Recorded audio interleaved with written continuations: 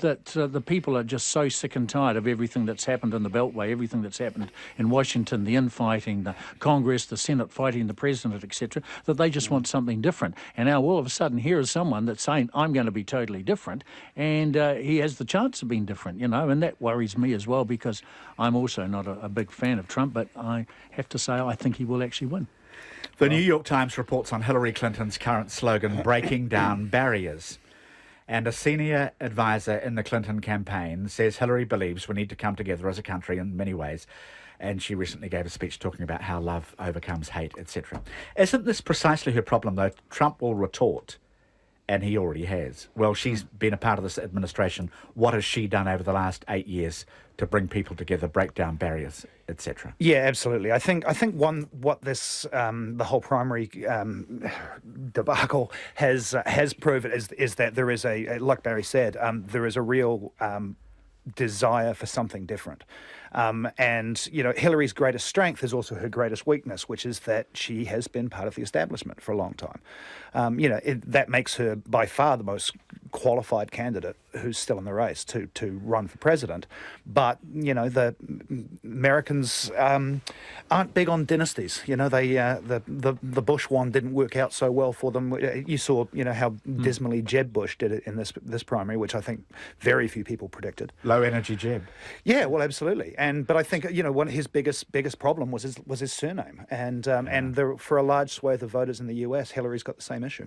I think Obama's been good. I've liked him as a president, but he went in with a big change. We're going to be in for a change. Over the last 8 years, there has not been change. It hasn't happened, and it hasn't happened. And people think, well, Hillary was part of his administration. They haven't changed, so let's go to someone that can, because I want to have a better America. I want to be safer. I'm worried about all these people coming in all over. I'm worried about ISIS. This is the type of thing Donald Trump's aiming for. He knows what they're worried about, and he's just giving it, to them in platters, isn't he? I mean, he's really saying all the right things, all the populist things. Unfortunately, I don't think he'll be able to come through on any of them. Yeah, I mean, if the greatest orator of our time couldn't achieve the kind of change he promised, then I suppose people think we've heard that now. What chance, Hillary? Yeah. Before we go, you may recall the four-wheel drivers who got stuck on the Old Man Range in a heavy snowfall and had to be rescued, and they weren't allowed to use a bulldozer to clear a track so they could retrieve their cars. The owners hired a contractor with a bulldozer to push through a track, but were stopped at the gate to Waikaya Bush Road, and the weather was fine. They are angry, or they were angry, presumably still are. The Central Otago District Council says they were stopped because it's illegal to go and do work on a council road without consent. Not much of a road at the moment, has to be said, and it's a pretty rough road at the best of times. What do you feel about this? Are you sorry they couldn't get their cars out? Some of the cars had their work tools and everything in it, so it's caused quite a few of them problems. But hey, they shouldn't probably have gone up there in the first place. But no, I think that the guy that offered the bulldozer is a well-known contractor in the area. He knows the place perfectly, and I think if anyone knows how to do something, he probably did, so they should have let him. Do you understand the council's position, though? I can understand the council's position. It once goes back to this litigious nature of everything now. If something had gone wrong, the council fear that they could have been sued or they could have been taken to court for allowing it to happen. And so this is one of the things now. Everybody's so worried, everybody's so covering their backsides that quite often we can't get things done. And so I feel for the people there. And I think that the guy with the bulldozer, well, he's a well-known contractor. He probably knows it like the back of his hand. He probably would have done a good job. Yeah, if your tools were in the back of the car, you would be steaming. Oh, I totally understand that they want their cars back. I also do understand the council position. I mean, they've just spent a lot of time and money getting them out in the first place, and 4 days later they want to go back in. Jeremy Elwood, have a lovely time on holiday. Thank you very much. Yeah. That's where he's going. Staying in the cell that Napoleon was in, eh? Hopefully not the exact cell, but yeah, we'll try. Yeah. And Barry Corbett, nice to have your company on the panel as well. Thanks, James. And on the way, Checkpoint tonight with Mihi Narangi Forbes. See you tomorrow, everybody.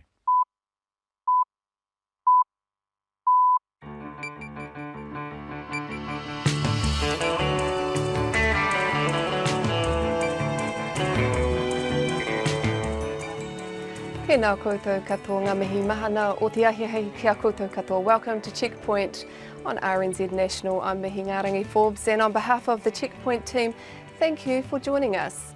Tonight we return to Te Puia Marae. It opened its doors to assist the homeless last week. Tonight we can reveal social workers are now referring desperate clients to the marae too. The marae says it's been inundated with supplies, but it's still calling for the community to open their homes to provide beds. And also tonight, more on the Panama Papers. Civil Aviation grounds all helicopters of the company involved in the Fox Glacier crash last year. And we'll hear from our reporter in Cincinnati as outrage builds over the shooting of an endangered gorilla after a 4-year-old boy fell into the enclosure at the city zoo over the weekend. And we'll cross to Queensland, where the search continues for a New Zealand woman feared dead after an attack by a crocodile. And staying with zoo animals, we'll track Zuri, the giraffe, as she takes a road trip from Auckland to Wellington Zoo, where she'll make her new home. But first, here's Katrina Batten with the news. Kia ora, good evening. 2 Coromandel schools have been asked to go into lockdown following reports of a man shooting at a house bus. Armed police and a helicopter are at the address on Kupu Hukawai Road, State Highway 25. One school says children have already left for the day. The road is closed between State Highway 26 and Kitahi Road, and diversions are in place. The Prime Minister, John Campbell, says as a result of the Panama Papers, the government is trying to get the second phase of anti-money laundering laws in place as fast as it can. The papers reveal an Auckland-based law firm is being used to help hide the ownership of a $15 million London home owned by the family of an exiled Kazakhstan Prime Minister convicted of corruption. Mr Keyes says New Zealand's reputation is in good shape and the first part of the anti-money laundering regulations are already in place. We certainly need to pass part 2 of that, and there's no question that as a result of the debate around the Panama Papers and the sort of wider public debate globally about this issue, we're certainly trying to push part 2 of that through as quickly as we can. John Campbell, the Auckland law firm Cone Marshall, denies anything improper in the latest disclosure and says it voluntarily complies with anti-money laundering regulations. Pharmac is considering offering an anti-cancer vaccine to boys from January next year. The human papillomavirus vaccine, known as Gardasil, is currently only offered to Year 8 girls to protect them against cervical cancer as they grow older. Doctors have urged that the vaccine be also given to boys amid warnings that cancers caused by the virus, such as in the throat and tongue, will surpass cervical cancer rates in 5 years' time. Other changes being proposed to the National Immunisation Schedule include introducing a vaccine against chickenpox for all 15 months old, changing several vaccine brands and moving to a 2-dose vaccine against rotavirus. An air and sea search is underway for a woman from New Zealand believed to have been taken by a crocodile in the Daintree National Park in far north Queensland. The 46-year-old was attacked while wading with a friend in waist-deep water at Thornton Beach about 10:30 last night. The Queensland Ambulance Service's Neil Noble says the missing woman's 47-year-old friend is suffering from shock and minor injuries. They felt a nudge, and a large crocodile is alleged to have grabbed one of the ladies and pulled her into the water. The emergency services arrived to find a very distressed lady with a graze on her arm, which they believe may be from the crocodile itself, and have transported her in a stable condition through to Mossman Hospital. Neil Noble of the Queensland Ambulance Service. MFAT confirms the missing woman victim was from New Zealand. She may have lived in Australia for some time. The company that owned the helicopter that crashed on Fox Glacier, killing 7 people, has had all its machines grounded. The Alpine Adventures single-engine Squirrel helicopter crashed in November last year, only moments after lifting off from the ice. Sally Murphy reports. The Civil Aviation Authority has issued the company a directive grounding its fleet of 19 helicopters for 10 working days. The authority says the action was taken in the public interest, while doubts about the safety of the company's operation are resolved. The company's quality assurance manager, Barry Waterland, confirms the directive derived from the crash, but says there are other issues the company is working with the authority to fix. The Transport Accident Investigation Commission is still investigating the crash. This is Sally Murphy. Low-income homeowners in Canterbury may be given curtains instead of free insulation after cuts to the government subsidised insulation scheme. The government announced $18 million over 2 years to extend the warm-up program, but only landlords with low-income tenants will be eligible. It means that from July, low-income homeowners will not get free or subsidised insulation. The Chief Executive of Community Energy Action in Canterbury, Caroline Shawn, says it will have to look at other ways to help hundreds of homeowners. The least we can do is give them curtains. We've got very cheap ways of putting a covering on windows. We've got things that you can stop the drafts coming through. I know it doesn't give them insulation, but just little things.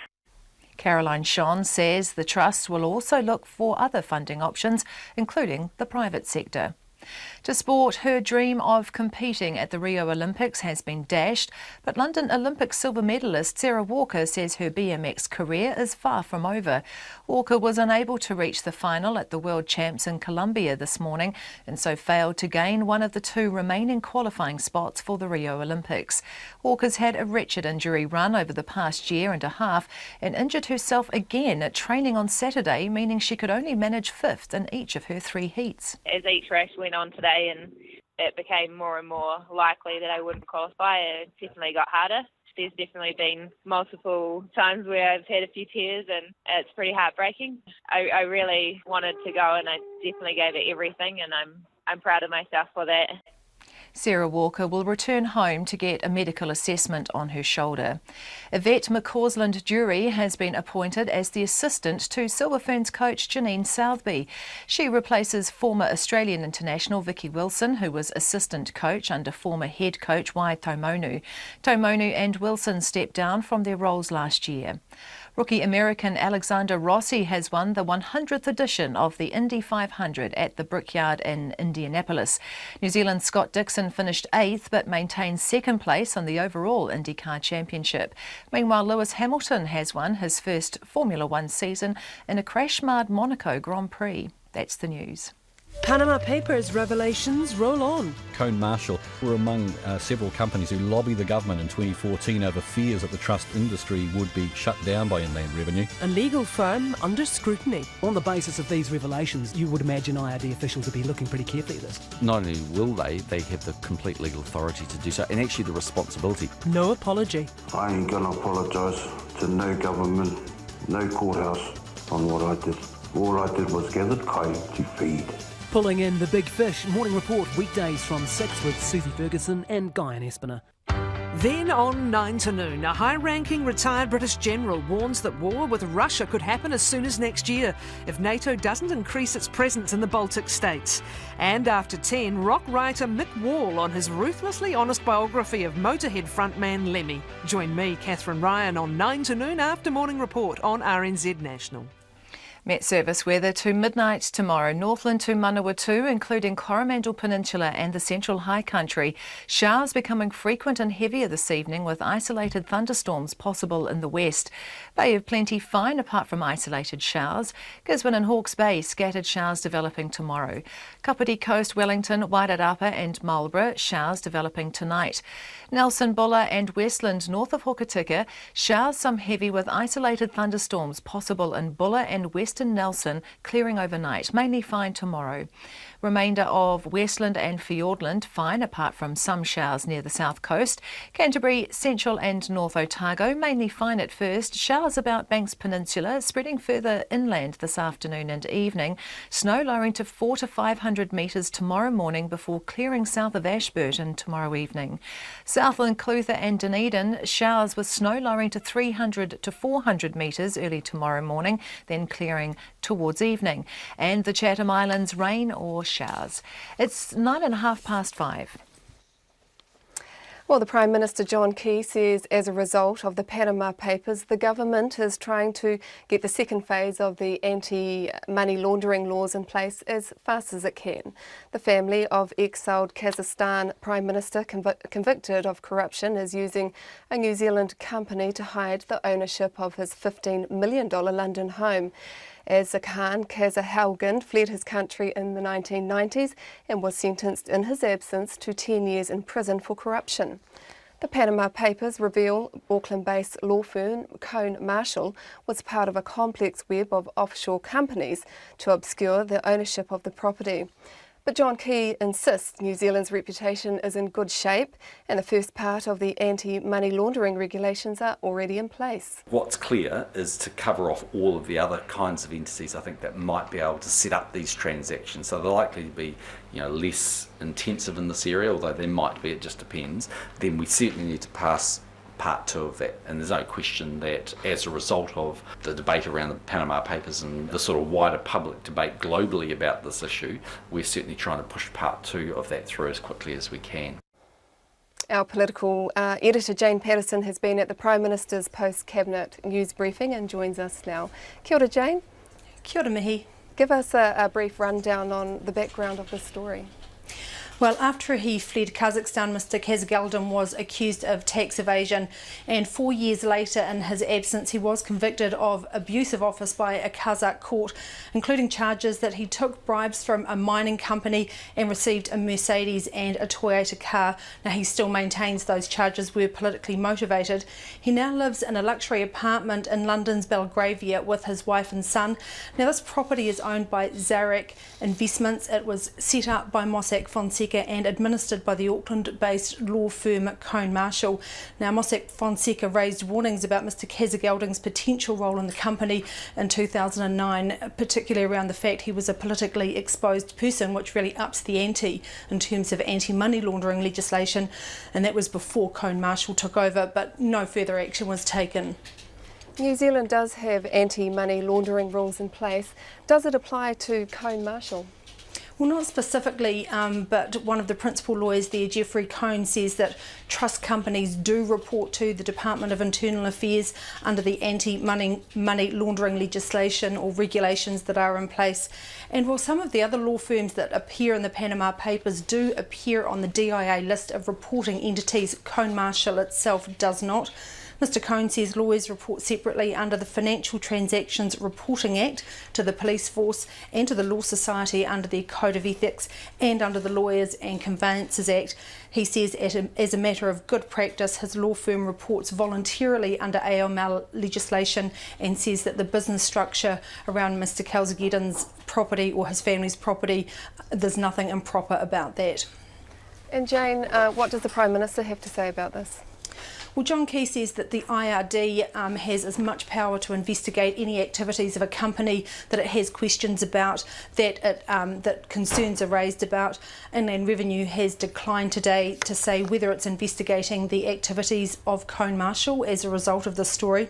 There is a grey area, though, in the enforcement of the anti-money laundering regulations that cover this industry. There are still many lawyers and individual accountants who are not covered, and they won't be until the government gets Part 2 in place. And we've heard Mr Key talk about the priority that will now be put on rolling out Part 2. And he says the government's acting with as much urgency as it can, both with the John Shewan review of foreign trusts and with its now renewed focus on the Part 2 of the AML regulations. But this is another example contained in the Panama Papers where trusts or companies are used to disguise the names of people holding the assets, in this case a disgraced politician and his family with a direct connection to New Zealand and a system that allows it to happen.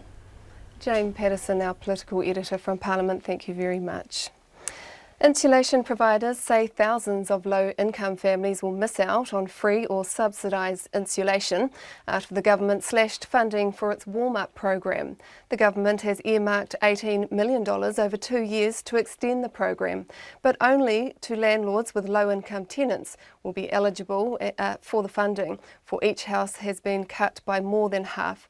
Sharon Brett Kelly reports. Every year, Community Energy Action insulates hundreds of homes in Canterbury and on the West Coast. Its chief executive, Caroline Schoen, says the charitable trust has helped about 20,000 people in low-income homes in the last 20 years. We have people with absolutely nothing coming to us and in really desperate states. We still have people that are coming to us with earthquake-damaged properties, and some of these are in really desperate situations. But about 2/3 or several hundred households that come to Community Energy Action for insulation this year will miss out on the government's warm-up insulation scheme. The warm-up scheme has been available to low-income homeowners as well as landlords of low-income tenants, but that will change in July. From then, it will only be available to landlords of poorer tenants. Caroline Schoen says the Trust will have to look at finding the money elsewhere, including from the private sector. She says she won't turn people away. The least we can do is give them curtains. We've got very cheap ways of putting a covering on windows. We've got things that you can stop the drafts coming through. I know it doesn't give them insulation, but just little things. Tony Snushall is the co-founder of Smart Energy Solutions, the country's largest insulation provider under the warm-up scheme. He says cuts to the scheme will hurt rural families and older homeowners. We, as providers, are really at a loss to understand why you would not continue to support low-income families that have managed to, find the money to buy their homes.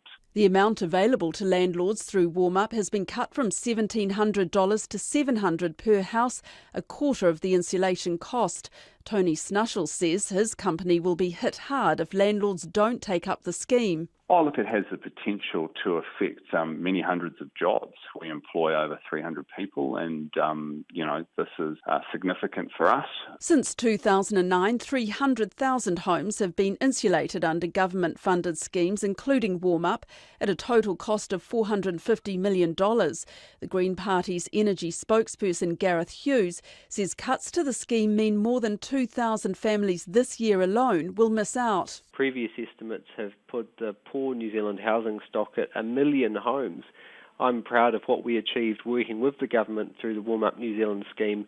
Sadly, the government walked away from the Memorandum of Understanding. We insulated a record number of homes, but every year it's been declining, and there's still a huge amount of homes left uninsulated, and the people living in it, both tenants and owners, are paying the health costs. Mike Underhill is the Chief Executive of the Energy Efficiency and Conservation Authority, which runs Warm Up. He says the scheme was always going to end in June. So this has been seen more as a transition to the Rental Tenancies Act that's coming into force in 2019, which will require all landlords to insulate their rental properties. He says with less money, Warm Up needs to reach those who need it most. You need to look where the greatest need is, and I think if you simply look in the media at present, there's a lot of concern about low-income families and rental properties. So that's the target. Mike Underhill says 60% of councils let homeowners offset the cost of the insulation against their rates over 10 years. He says other low-income homeowners will have to find different ways to fund their insulation. For Checkpoint, Sharon Brett Kelly. A South Auckland marae that's opened its doors to the homeless has not only been inundated by those desperate for a bed, but also social services who want help with their clients. Te Puie Marae and Mangere started taking in the homeless last week, and so far they've found homes for 4 of the 45 families who've sought help. Now the marae itself needs extra help. Te Manukorehi reporter Shannon Haunui-Thompson was at Te Puie Marae today. All day there has been a steady stream of people dropping off donations and volunteering their help. Māori wardens checking people in and assigning duties, all to help the homeless families who are seeking warmth and shelter under the roof of Te Puie Marae. Huri Moana Dennis, the chair of the marae, says whānau from different groups are asking for help. Families of 9, families of 10, young mums on their own, just their kids. We've got a 14-day-old baby here, individuals as well. So our team, our volunteer social workers, is working very, very hard. But we really need some help in that area. The need in the community is great. So great, even social agencies are turning to the marae to find help for their clients. Colleen Whakalongotoa of Family Start Manukau says her workers went to the marae today because there's no emergency accommodation available. Well, they would have gone there because the other places were full, or they weren't able to find accommodation available in any of their usual places that they go to. She says housing has been tight for a very long time. We all have all the phone numbers for the emergency housing places, in the diary. I mean, you try them all each time you have a new family that's got a housing issue, so just got a matter of going through your list till you can find somewhere. Something Te Puia Marae and its people, including Huri Moana Dennis, are now realising as people come to them needing help. I mean, if you've got agencies dropping off individuals here, then that's gone way past the last port of call, but the common theme is no place to go, nowhere. The marae has been given $10,000 from Te Puni Kōkiri, but Mr Dennis says it really needs the government to clear the red tape so they can process and house people quicker. Give them a whare, let them settle things down, and all the admin and all the paperwork that needs to be done, it's very important, can be done. What's happening is it's all happening up front. I mean, one of the whānau was saying, Huri, how do I scan things? Flick Electric has cleared the marae's power bill for the next 3 months, and they hope Spark will give them IT help and a 0800 number. What we really need is some offers for portacoms, for temporary accommodation if need be, but mainly office space so that our interview assessment teams can do 3 at a time. We need storage space. If there is a warehouse somewhere close, we can store a lot of our stuff coming in and manage that as we go. Mr Dennis says they need help to give the whānau turning to them a hand. You know, there's a family up the back there that they're working flat out. You know, the kids, mum and dad cleaning and all this stuff, and I feel real mamai. Huri Moana Dennis says they are doing the best they can, but still need offers of temporary accommodation and are holding a hui on Wednesday night to talk to anyone who may be able to help them. For Checkpoint, ko Shannon Haunui Thompson tēnei.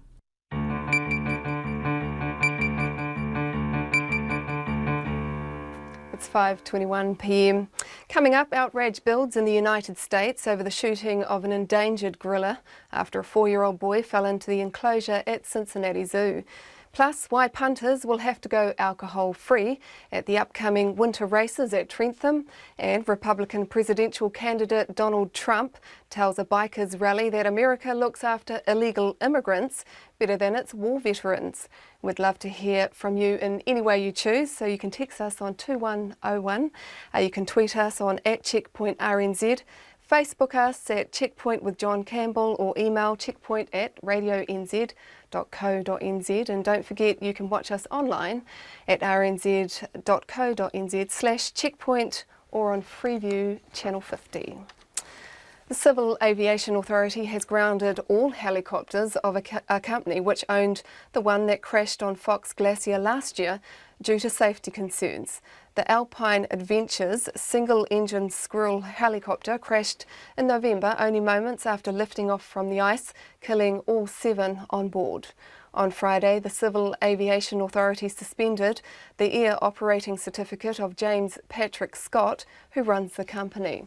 Sally Murphy reports. Alpine Adventures flies 19 helicopters in 5 spots around the South Island, including Fox and Franz Josef glaciers. The suspension means all of its helicopters cannot fly for 10 working days. Alpine Adventures Quality Assurance Manager Barry Waterland says the company is working through the suspension and what it needs to do in order to overcome it. It has derived from the crash at Fox, but there are other matters that they have identified to us that need our urgent attention to be sorted out, and then come back to CAA and work with them on getting these issues sorted. Can I ask what they are? Not at this stage, no. I'm not at liberty to say what they are, because it is fairly confidential on what is happening there. 7 people were killed when the helicopter crashed a short time after taking off from the glacier, including New Zealand pilot Mitch Gammeren. His stepfather, Kelly Bray, declined to be interviewed, but told Checkpoint he didn't think the grounding was related to last year's crash. Barry Waterland says the company still has a lot of work to do, but it is hoping to get back in the air as soon as possible. Other companies are now taking over the role of flying his clients and that around. The long-term effect on the business at this stage, I don't know what will happen, but hopefully we can minimise the impact. The fatal accident is still being investigated by the Transport Accident Investigation Commission. The Director of Civil Aviation, Graham Harris, says the suspension does not in any way predetermine the outcome of the investigation. Mr Harris says it is in the public interest, while the CAA investigates concerns it has about Alpine Adventure's operation. For Checkpoint, Sally Murphy. Outrage is building in the United States over the shooting of a gorilla at Cincinnati Zoo. 17-year-old Harambe was killed by the zoo's dangerous animal response team after a 4-year-old boy fell into the gorilla enclosure over the weekend. YouTube footage showed the boy being dragged by the gorilla through water in the enclosure's moat. Thousands of people have now signed a petition criticising the zoo and calling for the parents of the child to be held accountable for not supervising their child. But Zoo Director Thane Maynard told a press conference it had no choice but to kill the endangered animal because the boy was in imminent danger. A young boy crawled through a barrier at our outdoor gorilla center and through some bushes and over and fell into the moat. Thank goodness he was not badly hurt going in because he was walking in there and splashing around. But Harambe, our 17-year-old gorilla male, who's a great big animal, 400 pounds, went down and got him, carried him up into the moat, was moving him around, and it seemed very much by our professional team, our dangerous animal response team, to be a life-threatening situation. And so the choice was made to put down or shoot Harambe. And so he's gone. It's a sad day all the way around. The right choice was made. It was a difficult choice. We have protocols and procedures. We do drills with our dangerous animal response team. But we've never had a situation like this at the Cincinnati Zoo where a dangerous animal needed to be dispatched in an emergency situation. But the team did a good job, and they made a tough choice, and they made the right choice because they saved that little boy's life. It could have been very bad. So the decision was not made lightly. Lowland gorillas are very endangered animals. There aren't very many in captivity, but it has the proper ending. Cincinnati Zoo Director Thane Maynard. The 4-year-old boy who climbed into the enclosure suffered minor injuries and has since been discharged from hospital. Anne Thompson is a journalist with WVXU News in Cincinnati, and I spoke to her earlier this afternoon and I asked her how callers to her radio station were reacting. People are coming out on the side of the gorilla. They're very angry that the gorilla had been shot in a situation that they perceived could have been avoided by the parents watching their child. So some of the comments we're getting are, well, the animal was only doing what it would normally do. How tragic. Another comment said, all that gorilla did was help him. Are the parents being charged with reckless endangerment? Somebody wanted to know, where were the parents during all this? And then someone said, armchair zoologists engage. And then it goes on and on. Do we know how the boy got into the gorilla enclosure? So that's kind of unclear. The zoo released more details today, but they did not say exactly how the child got into the exhibit. They said in all the many years that Gorilla World has been there, nobody has ever gotten through there. They say that the boy climbed through a public barrier. He then fell into the exhibit moat. That's when the gorilla had climbed down, and through YouTube video that somebody had taken, it shows the gorilla kind of standing over the child for much of the time. Somebody said, oh, well, it was just more protective. But then the gorilla violently shook the child at one point, and that's when the zoo felt it needed to step in. It had called back. There were 2 other gorillas there in the exhibit, called them all back, but the male did not go back, this 17-year-old Harambe, and that is what happened. Now, some people wondered, well, why couldn't you tranquilize the gorilla? And the zoo says that would not have worked. This gorilla is 450 pounds. When you tranquilize something, sometimes initially it goes violent, the animal becomes violent, and the tranquilizer doesn't take effect right away. And those are all things that are being debated, I guess, across social media at the moment. What was the reaction of the onlookers? It sounds like this took place over a number of minutes. Was it 10, 15 minutes?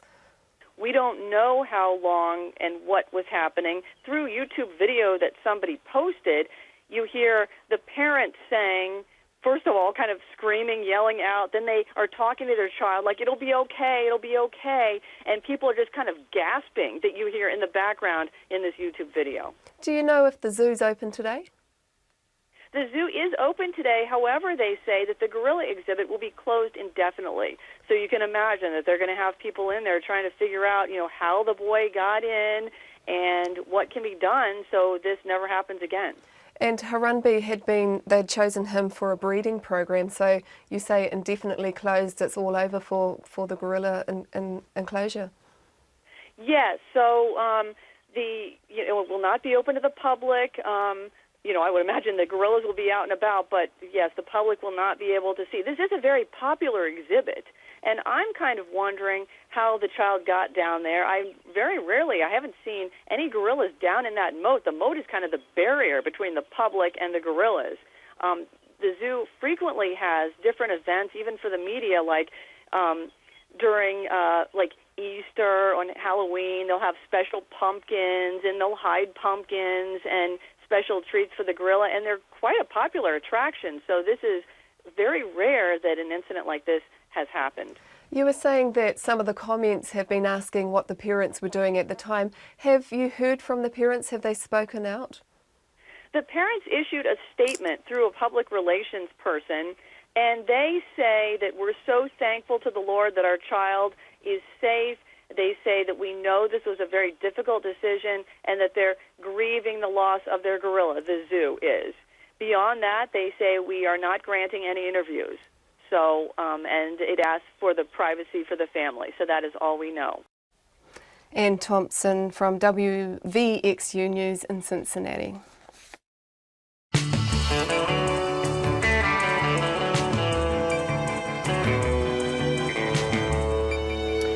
Coming up is the government's plan to hike tobacco tax by 10% a year until the packet of cigarettes reaches $30. Racist anti-smoking campaigner Dr. Mariwa Glover joins us. A New Zealand woman dies after a crocodile attack in far north Queensland last night, and we speak to our reporter in Cairns. And a bumpy start for one-year-old Zuri, the giraffe's road trip from Auckland to Wellington Zoo. But first, here's Katrina Batten with the headlines. The Prime Minister John Campbell says as a result of the Panama Papers, the government is trying to get the second phase of anti-money laundering laws in place as fast as it can. The papers reveal an Auckland-based law firm is being used to help hide the ownership of a $15 million London home owned by the family of an exiled Kazakhstan Prime Minister convicted of corruption. All helicopters belonging to the company that owned the helicopter which crashed on Fox Glacier, killing 7 people, have been grounded. The Alpine Adventures single-engine Squirrel helicopter crashed in November last year, only moments after lifting off from the ice. Pharmac is considering offering an anti-cancer vaccine to boys from January next year. The human papillomavirus vaccine known as Gardasil is currently only offered to Year 8 girls to protect them against cervical cancer. However, the virus also causes other cancers, including in the throat and tongue. An air and sea search is underway for a woman from New Zealand believed to have been taken by a crocodile in the Daintree National Park in far north Queensland. The 46-year-old was attacked while wading with a friend in waist-deep water at Thornton Beach last night. Air New Zealand is pulling out of Whanganui and axing flights from Blenheim to Christchurch. It says the loss-making Whanganui to Auckland and Blenheim to Christchurch services do not have sufficient demand to sustain 50-seat aircraft and will end on July the 31st. The police now say that 2 Coromandel schools did not go into lockdown over reports of a shooting as previously advised. They say the schools were not in any immediate danger. Armed police and a helicopter are at an address on the Kopu-Hikawai Road, State Highway 25, following reports of a man shooting at a house bus. The road is closed between State Highway 26 and Kitahi Road with diversions. Those are the headlines. I'll be back at 6 with more news, sport and weather. Turning to business news now, and I'm joined by Nona Peltier. Kia ora, welcome. Anything exciting happening in the business world today? You bet. Well, we've had another. There's always something exciting happening in the business world, and today we broke through a very important record. We got above 7,000 points on the top 50 index. That's the NZX, and so that's the first time we've been there, and that's an increase of more than 20% up on the year earlier. Wow. 98% over the last 5 years. So that's a pretty strong rise in the market. And today we had a couple of companies reporting. One of the big ones was Stride. It's a property investment company, and its profit grew by more than a third, but it's looking for even more growth and is going to be splitting up that company into two. And the reason why is because if they grow too much, it's going to change their tax status, which will potentially disadvantage some shareholders. So at the moment, this particular company doesn't have to withhold tax on your dividend because it's got this special deal. And so you can pay your own tax. But if it makes too much money, it will lose its special status, and we've seen that happen to another company, and that means that they would have to withhold that tax at the rate that they pay rather than the rate that the taxpayer would normally pay. And the MOA Group? Oh, MOA, yeah, that's the beer group. So MOA also reported today they made another loss, and they have been making losses really from the get-go. That's because they're poised for growth. That's their way that they're positioning themselves. They say that they'll make profit one day when it's right, but right now they're looking for scale and growth in their business, and that's what they're focused on. So no growth for MOA in terms of profit, but in terms of market share, that's what they said they've achieved, and that's what they were aiming for. And Nona, tell us about the markets. So finally, the market closed up 27 points to 7,020. And the New Zealand dollar, well, it's trading in a narrow range still. That's 66.8 US cents and 93.3 Australian. No, ngā mihi nui ki a koe. Thank you very much. Well, punters will have to go without alcohol at the winter races at Upper Hutt's Trentham Racecourse after it served an underage person at its Cup Day in January. And Riccarton and Christchurch will be using a special licence for its Cup Day to serve patrons after poor crowd behaviour in 2015. The police are taking a strong stand on alcohol abuse and illegal alcohol sales at racecourses around the country. Maya Burry reports. At Trentham's Cup Day in January, the police carried out 7 stings at different bars where an underage volunteer tried to buy alcohol.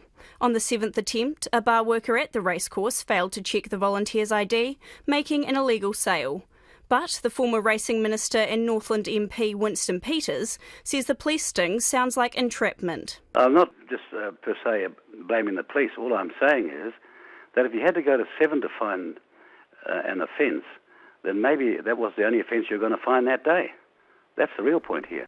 Senior Sergeant Derek Orchard says any breach is serious. This is very disappointing to the police. Duty managers and staff selling alcohol need to be sure that they confirm and are satisfied a young person attempting to purchase alcohol is over 18 years of age every time. In this particular controlled purchase operation, the person was obviously underage and without identification. The Wellington Race Club's Chief Executive Alistair Robertson says the failure is a disappointing outcome, but he's confident it was an isolated incident. Because we've got a very good relationship with the police, they've actually petitioned the regulatory authority to say that if there's no further incidents in the next 6 months and we take the punishment, then there will not be a negative holding against us.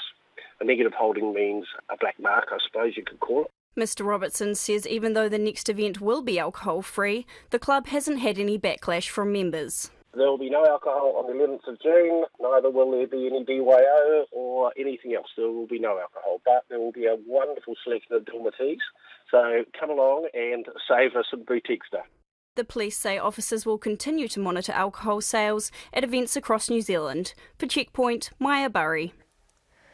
Builders are worried that many will drop out of the sector if they're required to guarantee their work. The Building and Housing Minister, Nick Smith, is considering the move as a way of protecting homeowners against shoddy building work. Dean Bedford reports. The Building and Housing Minister, Nick Smith, says it's not fair that councils end up bearing most of the cost when building work is found to be below standard. He says he's keen to tidy up inconsistencies in the way the industry is regulated and create a fairer regime for tradespeople, engineers, architects and everyone involved in building. The Registered Master Builders Association already provides warranties for the work of its members, but its chief executive, David Kelly, says requiring all builders to provide warranties needs to be thought through carefully. There are a number of builders who, because of their company structure and who aren't aligned to anyone like master builders, would struggle to get insurance. So we'd have to think that through really carefully, because the danger is if they can't, then either they'll go out of the business or they'll build without guarantees, and then they'll fold their company, and the homeowner can be even more exposed. The Certified Builders Association also takes out insurance protection on behalf of its members, but its chief executive, Grant Florence, shares concern about the effect on builders who are not part of his group. There will be builders out there who will not be able to get insurance. And if the thinking is around, well, it's required, then the result of that could well be that we have builders who may not be able to operate. And at a time of, quite high activity, that's probably not the outcome we want. About a third of builders are estimated to be independent, with no links to either the master builders or the certified builders, and therefore have no guarantee for their work. However, others in the building sector are supporting the idea. The Building Industry Federation represents suppliers. Its chief executive, Bruce Conn, says it would give greater assurance to homeowners. Insurance companies who will be backing the warranties will want assurance of product and quality of the builder, so that reinforces the builder licensing scheme. Secondly, it will help in terms of assuring quality of product in the build. A spokesperson for the Institute of Building Surveyors, Nick Batchelor, is also supporting the idea. Having another warranty is definitely a good idea because it puts a lot more onus back on the builders. Owners are still protected under the 10-year long stop, but more accountability for builders and people carrying out construction work is definitely a good idea. The Building and Housing Minister, Nick Smith, says he plans to put out a discussion paper on the issue later this year. For Checkpoint, Dean Bedford. Republican presidential candidate Donald Trump has told a bikers rally that illegal immigrants are better looked after in the United States than the country's own war veterans. Mr. Trump spoke at the Rolling Thunder event, an annual gathering of veterans who ride their motorcycles to the National Mall on Memorial Day to honour US prisoners of war and those missing in action. He also accused rival Hillary Clinton of not caring about the country's veterans. So Hillary she doesn't know anything about jobs. She doesn't know anything about jobs. She thinks the VA is doing good. Did you see a statement a couple of months ago? The Veterans Administration is doing a good job. If she thinks they're doing a good job, then I've been wasting a lot of time because I know the vets and they are miserable with what's happening. I have a vet that came up to me. He waited 7 days to see a doctor. And after seeing the doctor said, "I'm sorry, I can't take care of you now. I'm going on vacation." And this is happening all over, and you're losing. Thousands of people are dying. Hard to believe even, of our vets, our most cherished people. Thousands of people are dying, waiting online to see a doctor. That is not going to happen anymore. Some of you, my friends in particular, will call me up, and they'll go, "Mr. President, please, don't win so much. It's not nice. You're beating everybody. You're beating all the countries. You're beating too many jobs, too much success, too much wealth. Mr. President, don't win, please." And I'm going to say, we're going to keep winning because we are going to make America great again. And I'll tell you, we're going to make it greater than ever before, and we can do it. Thank you, everybody. Thank you.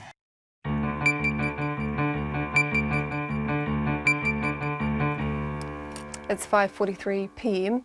Is the government's plan to hike tobacco tax by 10% a year until a packet of cigarettes reaches $30 racist? That's what anti-smoking campaigner Dr. Mariwa Glover believes. The Massey University Associate Professor of Public Health says tobacco tax increases aren't cutting Māori or Pasifika smoking rates, just Pākehā. I asked her, given she supported tobacco price increases in the past, why she's had a change of heart. Because it hasn't worked in the last 9 years, so no significant drop in Māori smoking prevalence or Pacific prevalence since 2006. So you're saying that your support for the tobacco price hikes was only based on, the results. They've reduced for some groups. Who's winning and I guess who's losing? Pākehā women seem to have dropped their smoking prevalence rates. They're the only winners, really. Younger people we seem to have delayed uptake for them, so they slow down in terms of uptake but take it up later. And so based on those results, you're saying that the policy is racist or biased towards certain groups of people? I think that what I was saying was that policies have a differential impact, or we certainly should be looking at policies if they are having a differential impact, and in this case the tobacco taxes are a regressive policy. They do hurt people in the pocket.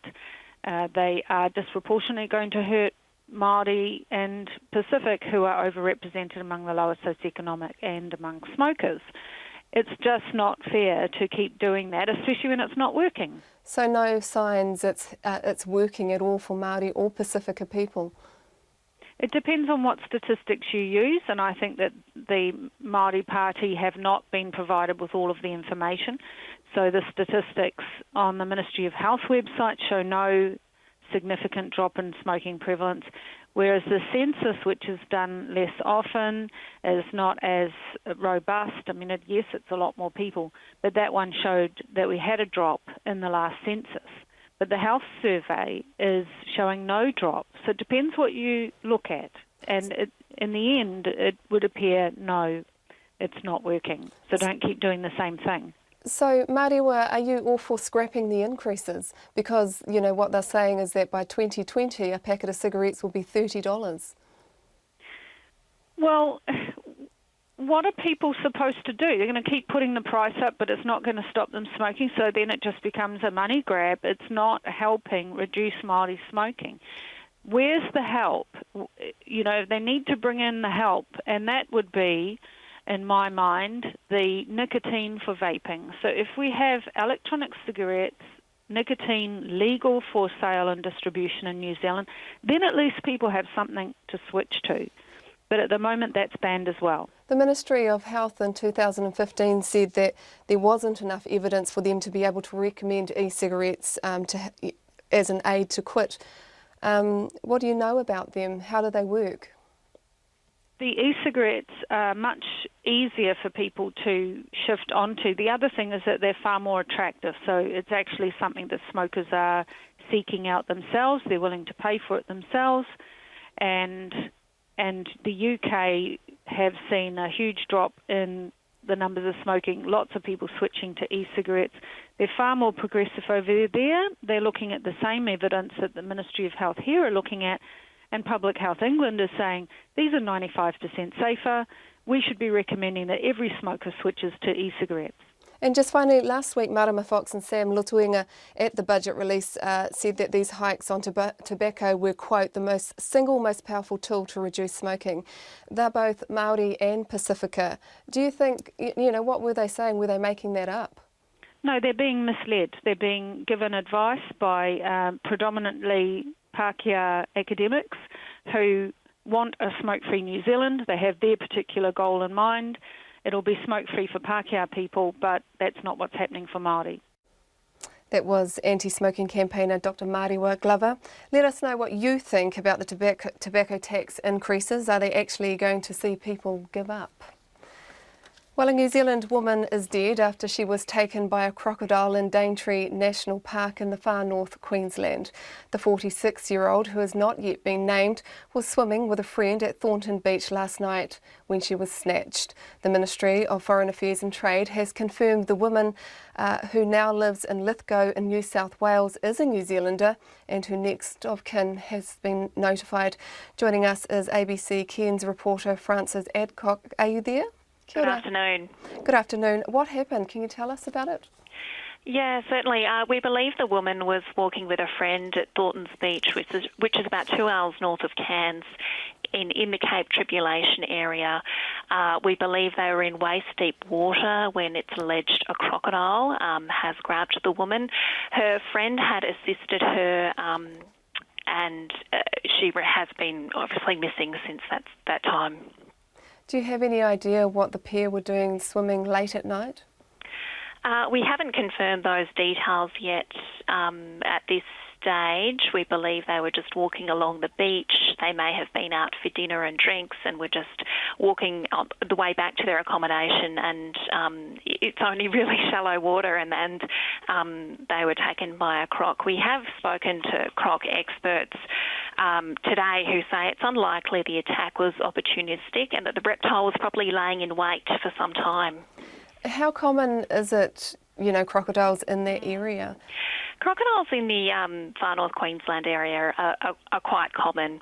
The last attack, however, was in 2009 when a 5-year-old boy was attacked by a 4.3 metre crocodile in a swampland behind his home.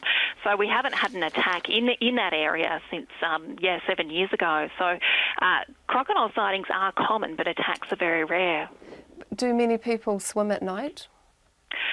People swim at night in designated swimming areas. We've got a lot of lovely waterfalls and waterholes here in Cairns, so they're designated swimming areas, but it's not usual for people to go swimming at the beach late at night, that's for sure. Frances, thank you for joining us this afternoon. That's Frances from ABC Cairns reporter. Between 700 and 900 migrants have drowned in the last week trying to cross the Mediterranean. Doctors Without Borders put the death toll at 900, while the UN High Commissioner for Refugees said 700 had drowned while making the perilous crossing from Libya to Italy. Here's Mana Rabi. It's been a grim week for migrants hoping to reach Europe's shores. The UN Refugee Agency as well as aid agency Médecins Sans Frontières say anywhere from 700 to 900 migrants may have died at sea this week. The numbers are based on testimony from survivors like these. Some 14,000 people in all rescued in just 1 week while making the journey from Libya towards Italy, the single most dangerous border passage for migrants in the world. The stories relayed by migrants who do make it to shore are an itemization of misery. Some say their smugglers beat them. The women say they were raped. Some are more shaken than others because they've lost loved ones along the way. They're fleeing war and poverty. This week's arrivals include Eritreans, Sudanese, Nigerians, and other West Africans. Some of the rescued migrants report a single ship capsizing this week where more than 550 people may have perished, many of them women and children. But Médecins Sans Frontières says we may never really know the true number of dead as Europe's migrant crisis continues seemingly unabated despite calm seas. Air New Zealand is pulling out of Whanganui, the biggest regional centre the national carrier has ever withdrawn from, and is axing flights from Blenheim to Christchurch. Air New Zealand says the loss-making Whanganui to Auckland and Blenheim to Christchurch services do not have sufficient demand to sustain 50-seat aircraft and will end on July the 31st. The Mayor of Whanganui, Annette Main, says losing the service to the city of 43,000 is a massive blow. It's certainly been very difficult since I was briefed in the middle of last week by Air New Zealand on their plans. And since then we've been, trying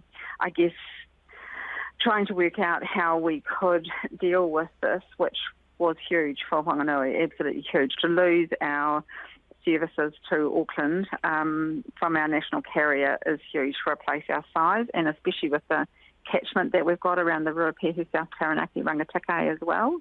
So it's been a difficult situation over the last few days. We received confirmation by email last night, yesterday afternoon, to tell us that this was what they were still planning, and we sent them very early this morning a very detailed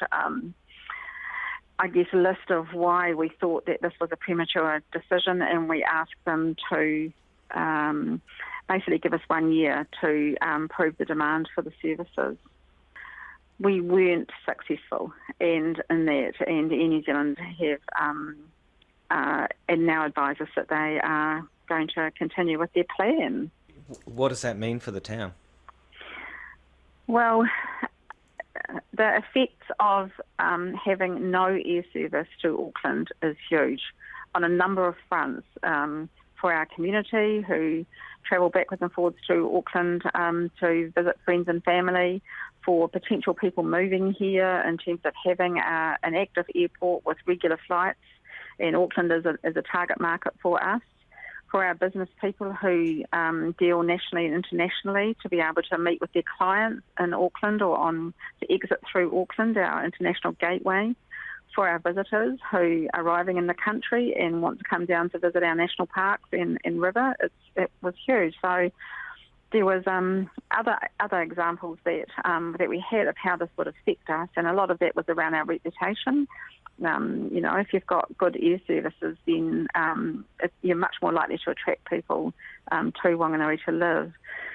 So what has come out of the discussions today, and we're really, really pleased to be able to say that Air Chatham's have picked up on this and have come straight to us and said that they're willing to come in from the day Air New Zealand leaves, which is July the 31st, and introduce a 19-seater Metroliner service to Auckland using the same schedule. That is just wonderful, absolutely fantastic. And that was the Mayor of Whanganui, Annette Main. Well, a 1-year-old giraffe has been surprising motorists today as she dodges bridges and passing trees on a road from Auckland to Wellington. Auckland Zoo has put Zuri in a specially designed crate for a 650-kilometre long transfer to her new home at Wellington Zoo. The Pridelands team leader is Nat Sullivan and joins us now via Skype, I think, from Waiōuru. Kia ora. Kia ora, how are you? I'm very good, thank you. I have to ask, is she surviving the cold? Yeah, she's doing really well. It is a bit nippy here. The temperature on the car said 4 degrees, so it's a little bit colder than when we left Auckland. But no, she's doing really well. And it's been a bumpy trip so far. How has it been? How many hours have you been on the road? What have you seen? It's been a bumpy trip so far. How's the trip been so far? It's actually been a really good trip. The weather's packing in a bit now, so we're a little bit slower on the roads now. But Zuri has done remarkably well. She's really relaxed. She's had quite a bit to eat when we've had a couple of stops. She's even had a sit down and a bit of a rest. So yeah, we're really pleased. She's very beautiful to look at there. What kind of reaction have you got from the motorists along the way? We've had a lot of smiling faces, a lot of surprised faces. I think we had almost a whole school come out in Te Reo. We've got a lot of kids out here all bundled up having a wee look at her. So yeah, it's really neat to see. A lot of smiles on the way. What do you think Zuri's thinking about all the kids? I think Zuri's just sort of taking it all in at the moment. Yeah, she's having a good look around. But she's really relaxed up there, yeah, she's just taking it all on her stride, really. She's doing remarkably well. She's quite tall. There was a bridge incident. Can you tell us about that? We literally hit a bolt on a bridge, which held us up for about 5 minutes. So, yeah, it wasn't too bad at all. It was, we just kind of swerved to the left and carried on. Is this the longest road trip you've ever done with an animal like Zuri? Yeah, it's the longest I've done. I've taken giraffes from Auckland to Hamilton before, but never as far as this by road. I've normally gone by container ship. Well, thank you so much for stopping and having a chat with us. All the best for your trip. Thank you very much. And if you want to follow Zuri's progress, you can do so by following her on Twitter, and the hashtag is GiraffeOnTheMove. The Pope has awarded 3 actors a special award for their work promoting social change and peace. Pope Francis hosted Richard Gere, George Clooney and Salma Hayek at the Vatican, where they were honoured for their efforts. Here's Gavino Garay. Household names Richard Gere, George Clooney and Salma Hayek are no strangers to glitzy awards in the film business. But an award given to them by the Pontiff himself? Pope Francis awarded the 3 film stars with the Scholas Occurrentes Award, the Vatican's own from its foundation that works to link technology and the arts for social integration and world peace. Francis had a similar organization before becoming Pope when he was Cardinal in Buenos Aires. He says back then he never thought he'd become Pope, much less hand out awards to celebrities. It did not cross my mind not to do this because of the responsibility. And I'll confess, that it didn't cross my mind either that they would elect me. Escolas Ocurrentes organizers say the awards are given to film actors because important values can be transmitted by them to the masses. As award recipients, Clooney, Gear and Hayek have each agreed to act as ambassadors for the Foundation's arts projects. Well, that report from Gavino Garay. It's 5:59, nearly time for the news.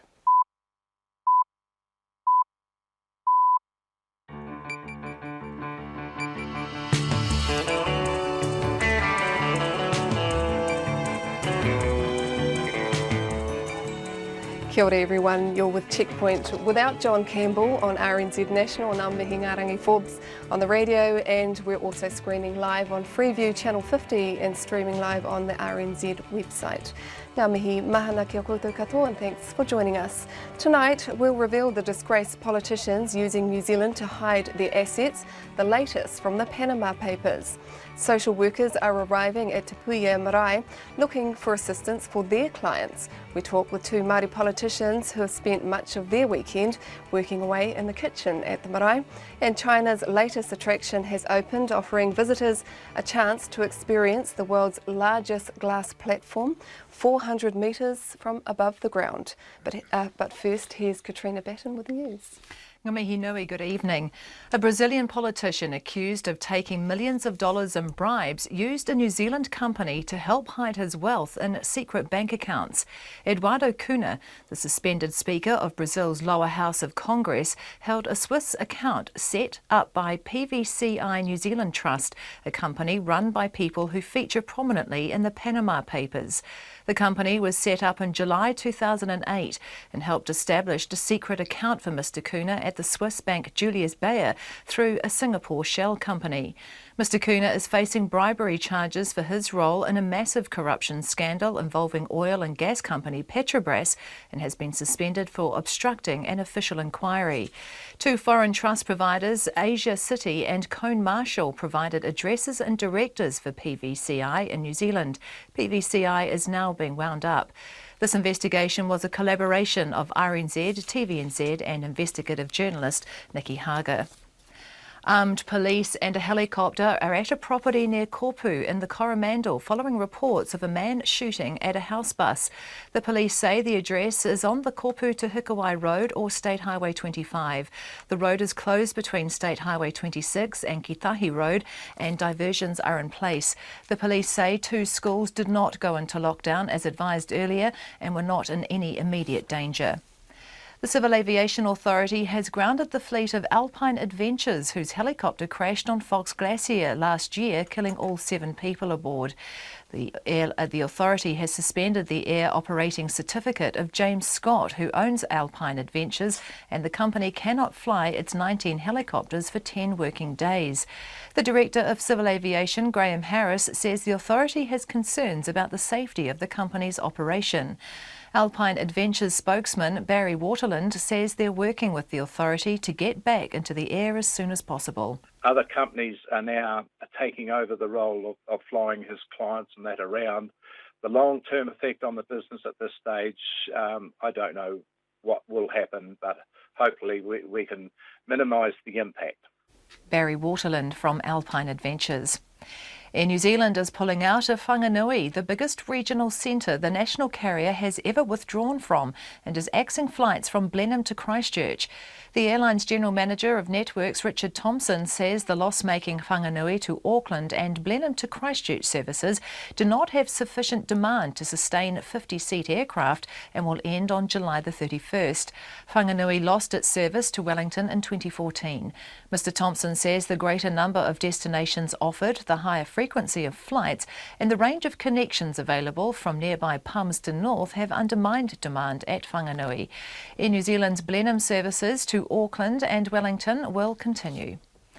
The Prime Minister says he doesn't see any conflict in the head of the National Party having a substantial interest in the fishing company Sanford. The Ministry for Primary Industries has given a subsidiary of Sanford a contract to carry out surveillance on fishing boats. It comes at the same time as an independent inquiry ordered by the Ministry into its own failure to prosecute illegal fish dumping and underreporting. John Key says the National Party's president, Peter Goodfellow, is immensely careful about managing any conflict of interest. I've never had a discussion with him about fisheries matters if they're raised at the caucus. Because he goes to caucus, he always leaves the room. He's obviously not a member of cabinet, so he doesn't get access to that information. So he treats that conflict of interest very seriously and very professionally. The Prime Minister, John Key. Low-income homeowners in Canterbury may be given curtains instead of free insulation after cuts to the government's subsidised insulation scheme. The government announced $18 million over 2 years to extend the warm-up program, but only landlords with low-income tenants will be eligible. Sharon Brett-Kelly reports. Community Energy Action in Canterbury says cuts to the insulation scheme will affect about 2/3 of its clients, or several hundred households this year. The Chief Executive, Caroline Schoen, says it will have to look at other funding options. She says it will offer curtains and draft stoppers to help people who can't get free or subsidised insulation. The Energy Efficiency and Conservation Authority, which runs Warm Up, says the scheme was always going to end in June. It says the 2-year funding extension will help landlords upgrade their houses in time for new regulations that come into force in 2019. This is Sharon Brett-Kelly. In sport, the London Olympic BMX silver medalist Sarah Walker says she's still getting better at what she does, so has no intention of quitting the sport despite failing to qualify for the Rio Olympics. The 27-year-old failed to reach the final of her event at the World Champs in Colombia after suffering a shoulder injury in training on Saturday. So she's failed to gain one of the last 2 qualifying spots for Rio, which she admits is devastating after such a wretched run with injuries over the past couple of years. I know that over the last 6 months I've been the strongest and the fastest. Like, I've never been as good as what I've been over the last 6 months, but I know that I'm still getting stronger and I'm still getting faster and I still love it. So it would be silly to quit now. BMX rider Sarah Walker. The Wales rugby coach, New Zealander Warren Gatland, insists his side will test the All Blacks in next month's 3-match series, despite Wales' lacklustre performance in losing to England this morning at Twickenham. Wales led 10-0 before finally losing 27-13 as England scored 5 unanswered tries. Gatland, though, has quickly dismissed any suggestion the loss is a bad omen ahead of their New Zealand tour. We all know what happens in rugby and stuff and how teams can turn around from one week to the other, and so as a squad, we're confident that the number of those areas that went wrong today we can fix up. We allowed them to score a number of points from turnovers, and the All Blacks are going to be very, very hot on that. That's the best aspect of their game. Wales coach Warren Gatland, and that's the news. On Nights, tonight after 7, Wayne Horowitz in Jerusalem, who's involved in a project to translate all the cuneiform or Sumerian and Akkadian texts here and in Australia, including some unique texts in the Otago Museum. After 8, What's Your Poison? Dr. Leo Shep on the Onga Onga bush. After 9, Insight looks into the problems stemming from the rapid growth of tourism. We have a window on the world, and Blues and Beale Street Caravan tonight after 7 on RNZ National. Met Service weather through to midnight tomorrow now, Northland to Manawatu, including Coromandel Peninsula and the Central High Country. Showers becoming frequent and heavier this evening, with isolated thunderstorms possible in the west. Bay of Plenty fine apart from isolated showers. Gisborne and Hawke's Bay, scattered showers developing tomorrow. Kapiti Coast, Wellington, Wairarapa and Marlborough, showers developing tonight. Nelson, Bulla and Westland north of Hokitika, showers, some heavy with isolated thunderstorms possible in Bulla and Western Nelson, clearing overnight, mainly fine tomorrow. For the remainder of Westland and Fiordland, fine apart from some showers near the south coast. Canterbury, Central and North Otago, mainly fine at first, showers about Banks Peninsula, spreading further inland this afternoon and evening. Excuse me. Snow lowering to 400 to 500 metres tomorrow morning before clearing south of Ashburton tomorrow evening. Southland, Clutha and Dunedin, showers with snow lowering to 300 to 400 metres early tomorrow morning, then clearing towards evening, and rain or showers for the Chatham Islands. It is exactly 9 minutes past 6. Kia ora. Well, a disgraced prominent Brazilian politician likened to the fictional corrupt US politician Frank Underwood in the TV series House of Cards has used a New Zealand company as part of a complex arrangement to hide his wealth in secret bank accounts.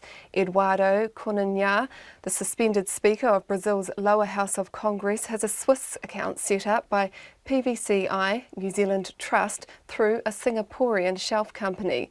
PVCI is run by people who feature prominently in the Panama Papers, including 2 foreign trust providers in New Zealand. One of those is Cone Marshall, who administered a trust for the family of a former Kazakhstan Prime Minister convicted of corruption, which hid their $15 million home in the exclusive London district of Belgravia. Our economics correspondent Patrick O'Meara joins us now. Kia ora. Hi, Mihi. Kia ora. Who is Eduardo Cunha? Look, a very big hitter in Brazilian politics. He's a conservative evangelist, a radio host. He's a member of Brazil's biggest party. That's the Brazilian Democratic Movement Party. Now, in August 2015, prosecutors in what's called the car wash corruption scandal accused him of taking $5 million in bribes in relation to Petrobras contracts and hiding the money in secret bank accounts in Switzerland.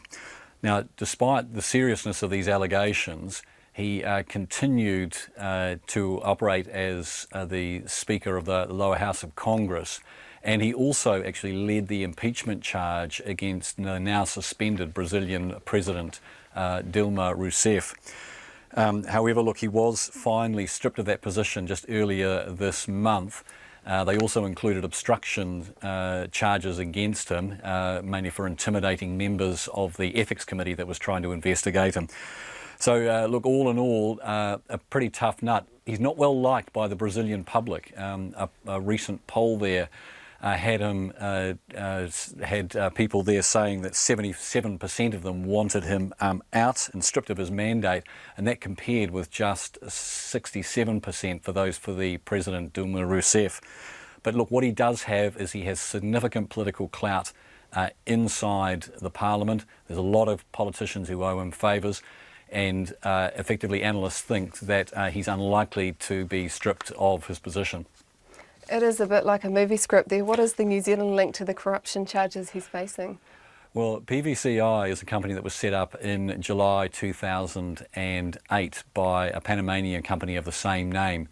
Now, the first thing it did was set up a shell company in Singapore called Netherton Investments, and 2 months later, that company set up a bank account in Switzerland for Cunha. Now, the company itself is actually registered at Asia City Trust in New Zealand, which was mentioned in the Panama Papers, and 2 of its directors were directors for hire that were used by Mossack Fonseca, and that was also highlighted in the Panama Papers. Now, Asia City itself was then replaced by Cone Marshall in 2014. Its principal, Jeff Cone, became a director of PVCI in November 2015. Now, in the meantime, Swiss authorities had notified Brazil's government that, in fact, they had found these Swiss bank accounts which were linked back to PVCI through Netherton, and that reportedly held $2.4 million for Mr. Cunha. What about Cone Marshall? Have they had anything to say? Yes, they have. Now, we emailed Jeff Marshall about this and their involvement in hiding funds for Mr. Cunha. Look, his reply was fair cop. Once we found out, they terminated the case and looking to wind up the company. Now, he said that decision was taken in January this year, so he was only a director for a couple of months before they made this decision. He resigned as a director in April, and the company's now office put out a notice saying it was going to wind it up just last month, and it should be struck off next month in June. Now, we talked to the Asia City, or we tried to contact Asia City about their involvement. They didn't have anything to say. The Brazilian embassy, they didn't reply to our emails about whether they were chasing up PVCI here in New Zealand. The company's office themselves say that they haven't been contacted by any outside authorities. And if we could just take you back to what Jane was saying earlier today, just about the Prime Minister's moves towards tightening up these rules around this. Look, there's definitely now a greater sense of urgency. We've now had this case, the Kazakhstan case that we heard earlier this morning, obviously the Malta case, if you remember, that was the New Zealand's involvement in that back when these papers were first released in April. So Mr Key seems to have come a long way from his earlier assessment that there was no problem. Patrick O'Mara, our economics correspondent, thank you for your work. Well, Pharmac is considering offering an anti-cancer vaccine to boys from January next year. The human papillomavirus vaccine, known as Gardasil, is currently only offered to Year 8 girls to protect them against cervical cancer as they grow older. Doctors have urged for the vaccine to be also given to boys amid warnings that cancers caused by the virus, such as in the throat and the tongue, will surpass cervical cancer rates in 5 years' time. Pharmac also has previously said that it would be too expensive to do so, but the operations director at Pharmac, Sarah Fitt, told our reporter Anusha Bradley that reducing the number of doses from 3 to 2 and introducing several other changes to the vaccination program now makes Gardasil much more affordable. Well, I guess there were a couple of things. We were awaiting some additional clinical advice, which did come through. But I guess the key thing really as an outcome of running this request for proposals, we've sort of run a package of agreements, and through this process we've been able to generate some quite significant savings, which then enables us to widen access to vaccines that are currently funded. And those other changes include switching some vaccines to what, different brands or more generic brands? So I mean, it's obviously quite a package of proposals. So there's obviously the listing of the HPV vaccine. There's also the addition of the chickenpox vaccine into the national immunisation schedule. And then there's another proposal around changing the rotavirus vaccine from a 3-dose schedule to a 2-dose schedule. And then there are a number of other brand changes as part of that package as well. Doctors have been calling for boys to be given this vaccine, so why is it needed? Well, there's a number of factors. Obviously, up until this point, girls have been vaccinated so that you can develop a herd immunity, but obviously you increase your coverage by immunising boys as well. So this new package, how much will it cost all up? Well, we're still working through that. So at this stage, we've only got provisional agreements in place, so I think that will become clearer once we've sort of finalise the package, and I've got more of an idea once it comes to our board making decisions. We think it's a really positive move forward. We're always keen to widen access where it's appropriate. We reckon that about an extra 100,000 people will be immunised against potentially serious illnesses. So from our point of view, that really delivers, good health outcomes to the people of New Zealand. Sarah Fitt from Pharmac speaking to Anusha Bradley. Returning to our top story about Te Puia Marae in South Auckland, where it's bursting at the seams after opening its doors to the homeless. Today, our reporter Shannon Haunui-Thompson saw 2 Family Start social workers arrive at the gate attempting to get help for their clients. When we phoned the organisation, which receives government funding, its chief executive said they will use any service that is working for families. The marae has received a cash grant from Te Puni Kōkiri. But joining me now in the Auckland studio are Green Party MP Marama Davidson and Labour's Peeni Henare from the MP for Tāmaki Makaurau, who have both been putting in some hard work at the marae over the weekend. Tēnā kōrua. Kia ora, kia ora. Tell me, what is the situation there? You heard in the package earlier on that there are social workers turning up trying to get some support for their clients. You heard that kōrero out there too? Most definitely. It's one of those bittersweet because it speaks to the success of what they're doing there, yes. But it also is a slap in the face insofar as it highlights just the deficiencies in the contracting mechanisms to provide social outcomes by government agencies. So congratulations to Te Puia Marae, but seriously, social services really need a kick up the bum. Yeah, the CEO said that they will use any opportunity possible because there are no options for them. I mean, I think we first have to be really clear. Te Puea Marae are responding to a failure of the national government in this housing crisis, and absolutely our social services have been stretched as well. So their leadership and being able to care for whānau, but also put them through the systems and get them housed, is showing up National's leadership something wicked. But someone has to do something, and Te Puea are well placed to do it, but they shouldn't have to be doing this. This is a response to a crisis that shouldn't be there in the first place. Te Puni Kōkiri's giving a cash grant of 10,000, not enough? No, long-term solutions to the crisis are going to be well beyond anything that Te Puea Marae can do. This is government high-level action is needed around housing, but absolutely Te Puea Marae need the support. They're doing what people are paid to do in government departments. They're doing that because they love their community and they know their community. You're saying you were speaking to some of the workers out the back that were processing people. They were assessing people and doing that very work, which is supposed to be the job of government agencies, but they're doing it because they're right there with these families and have them all there with them. What kind of work were you doing at the weekend? Oh, look, a lot of listening to see where we can exactly help.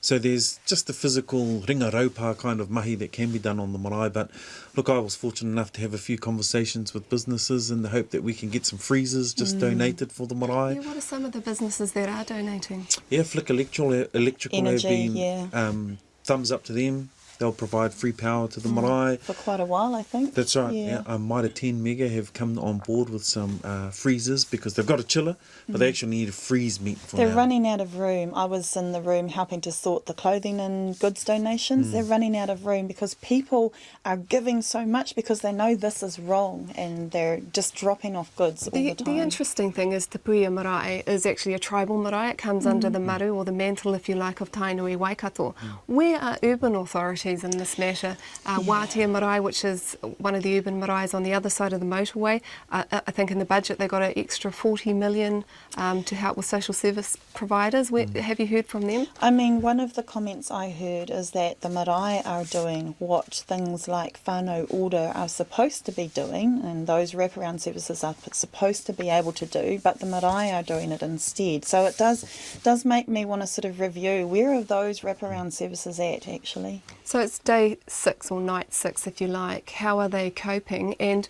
there's some reports that not all the whānau are coming into the marae. They're feeling a bit whakamā coming in, so are they going out taking... Look, the marae is for anybody who is having issues, who is needing some care, needing a place to stay, a kai, a cup of tea, and some true compassion.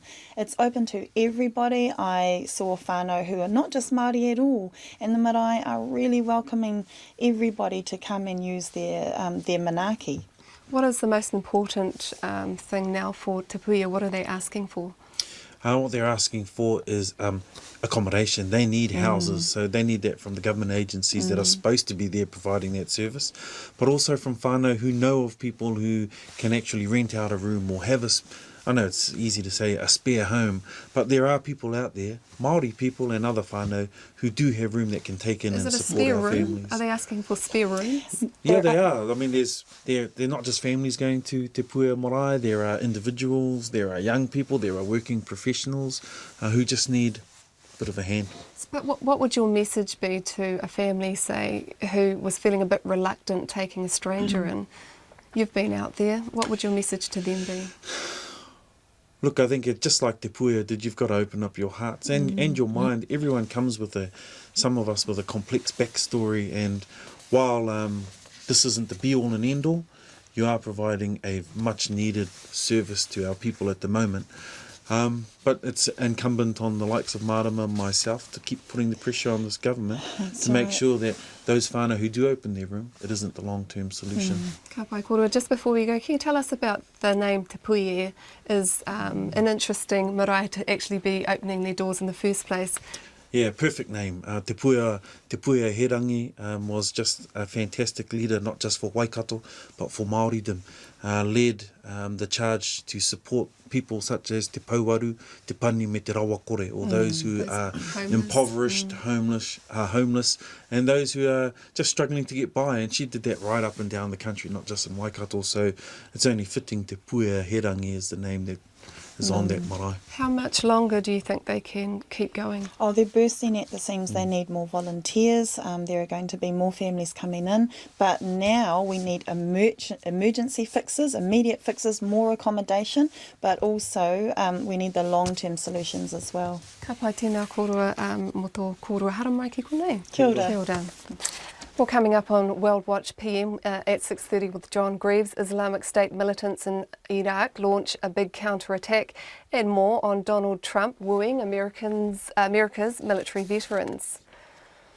Medical experts are warning that Australia's approach to medical cannabis is uninformed. In an article presented in a medical journal of Australia, researchers say there are a number of missing links that will prove problematic if the drug is rolled out as a therapeutic good. Medicinal cannabis is undergoing clinical trials in some states in Australia, and there are talks that the drug could be legalised for medicinal use in New Zealand in coming years. The ABC's Penny Timms reports. Australia appears to be on the road to turning medicinal cannabis mainstream. Limited clinical trials are underway in New South Wales and Victoria, and a small selection of terminally ill patients already legally use it for pain management. Medicinal cannabis is available overseas in many jurisdictions, just over the counter. But in Australia, we've chosen to go down the route of undertaking proper, rigorous research studies to actually find out the answer to some of these questions. That is to say, what sort of cannabis is helpful to people, how long does it last for before it goes off or destabilises, what is the dose, what is the best way of taking the cannabis for particular conditions. So I think we should be pretty proud that we are actually developing the research here in Australia that will lead that debate worldwide. Professor Jennifer Martin is the chairwoman of clinical pharmacology at the University of Newcastle. Her team sets out its concerns in a paper printed in the latest edition of the Medical Journal of Australia. She's been looking at medicinal cannabis use for end-of-life management, but says that work almost got blindsided by public interest. There was a huge amount of community interest and almost pressure, I guess, to get cannabis available for medicinal use, and without waiting for the results of those studies. So we started to actually become slightly concerned that the community push to make this available would mean that we wouldn't actually get the completion of the research, that we'd never really understand how effective or safe these drugs were in particular diseases. She fears that public pressure could mean that doctors are suddenly faced with a situation where they're asked to prescribe a drug they know little about. There wasn't actually a lot of knowledge for prescribers, that is to say the doctors that are writing the scripts for cannabis, as to how they should write the script, what dose, what particular cannabinoid, what condition, what mode of taking the drug, that is to say, is it inhaled or taken as an oil. So we started to just be concerned that there was quite a lot of lack of information versus the huge amount of community pressure, I guess, to have this therapy available. Professor Martin and her team from the University of Newcastle fear that without that knowledge, patients could become sicker. The group has raised 5 main areas that need improving, including changes to medicines and poisons legislation. Professor Martin also believes that significant scientific and clinical inputs are required before cannabis is used as a therapeutic good. Okay, so I think there are a few areas that are very pivotal for us to take a leadership role in. One is the education and the training of prescribers. For a lot of people, they've never seen or used or been involved with people that actually take cannabis recreationally, and suddenly now we're asking people to actually write a script for this medicine. I think there is a fundamental issue also at the community level, which is that there is a difference between medicinal cannabis and legalising it for recreational use, because medicinal cannabis will be used for people who are sick, who have a lot of medical problems and conditions and are often elderly, particularly if they're end of life. And that's a completely different population to those who have been recreational users, because recreational users often use a higher dose, they're often tolerant to the drug, they can potentially cope with the side effects, the hallucinations, the dysphoria, the mood dysfunction. But I think for elderly patients who are sometimes even supplied with drug from younger family members, they're actually unaware that the drug dose for them to help with their symptoms is actually much less. And the people that I've looked after in the ward have often been quite upset with the side effects that they've had when they've tried it. Despite her concerns, Professor Martin doesn't want Australia to slow down its uptake or interest in medicinal cannabis. Rather, she says the focus needs to be put on better training and education for clinicians, and particularly the public. And finally tonight, China's latest attraction has opened in Beijing, offering visitors a chance to experience the world's largest glass platform, 400 metres above ground. Yiming Wu reports. At 400 metres above the ground, this glass bottom platform isn't a relaxing spot for those with a fear of heights. While some were visibly nervous, others were relaxed. 30-year-old Yang Yang even managed to get a workout in. When I first got up here, it was really quite scary because this must be a few hundred meters high and it's a completely transparent walkway. Also, the wind is quite strong up here, so it feels really scary and exciting. Chen Wei had a hard time making a round. I'm scared. I don't dare to look down. I'm just looking straight ahead. I'm just keeping a grip on the railing as I walk. Owners of the viewing platform say it's currently the biggest in the world. And that's Checkpoint for this evening. Ngā mihi mō tō manaakitanga mai, and wishing John a speedy recovery. Kia piki te ora e hoa from the Checkpoint team. It's Samoan Language Week, so manuia lepo. RNZ News headlines at 6:30. A Brazilian politician accused of taking millions of dollars in bribes used a New Zealand company to help hide his wealth in secret bank accounts. The CAA has grounded the fleet of Alpine Adventures, whose helicopter crashed on Fox Glacier last year, killing all 7 people on board. Air New Zealand is pulling out of Whanganui and is axing flights from Blenheim to Christchurch. And a woman from New Zealand is feared dead in a crocodile attack in northern Queensland. Our next news and weather is at 7.